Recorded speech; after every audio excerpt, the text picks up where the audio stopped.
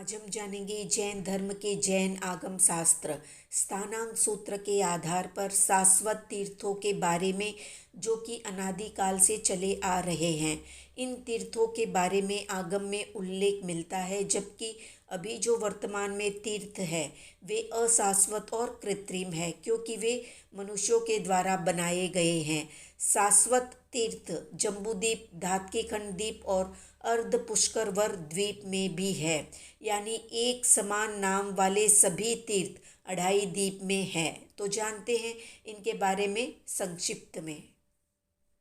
तो द्रव्य तीर्थ दो प्रकार के होते हैं, सादी और अनादि। आधुनिक जितने भी द्रव्य तीर्थ वर्तमान में उपलब्ध है वे सब सादी है और कृत्रिम है।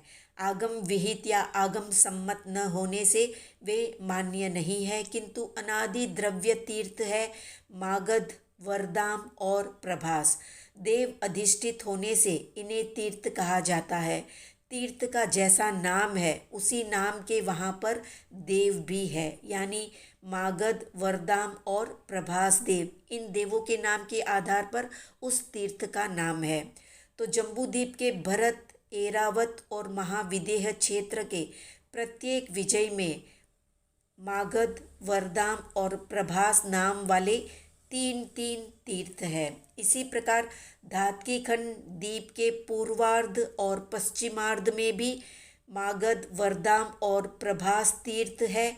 तो पुष्करवर द्वीप के पूर्व और पश्चिम में भी इसी नाम वाले, यानी मागध, वरदाम और प्रभास नाम वाले तीन तीन तीर्थ है। इसी प्रकार ढाई द्वीपों में 510 तीर्थ विद्यमान है।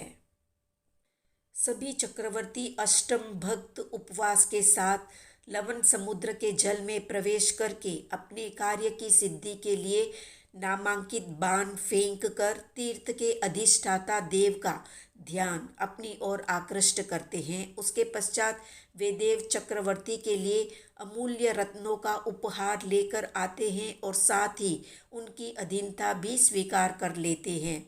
चक्रवर्ती के राज्य की सीमाएं पूर्व, दक्षिण और पश्चिम दिशा में मागध, वरदाम और प्रभास तीर्थ पर्यंत ही होती है।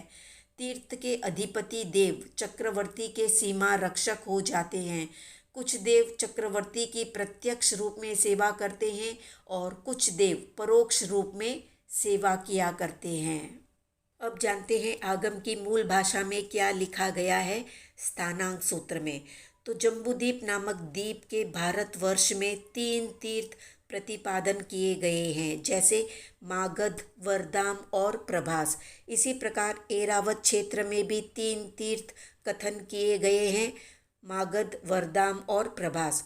जम्बूद्वीप के महाविदेह क्षेत्र में एक एक चक्रवर्ती विजय में तीन तीन तीर्थ प्रतिपादन किए गए हैं, मागध, वरदाम और प्रभास। ऐसे ही धात्कीखंड द्वीप के पूर्वार्ध में और पश्चिमार्ध में भी इस तरह के तीन तीर्थ है। तो पुष्करवर द्वीप के पूर्वार्ध और पश्चिमार्ध में भी तीन तीन तीर्थ है, मागध, वरदाम और प्रभास। तो ये थी संक्षिप्त जानकारी अनादि तीर्थ या शाश्वत तीर्थ से संबंधित। तो आज का प्रश्न है, वे कौन से एकमात्र तीर्थंकर थे जो पाठशाला में पढ़ने गए थे? कमेंट में बताएं। वीडियो पसंद आया तो लाइक, शेयर, सब्सक्राइब करें।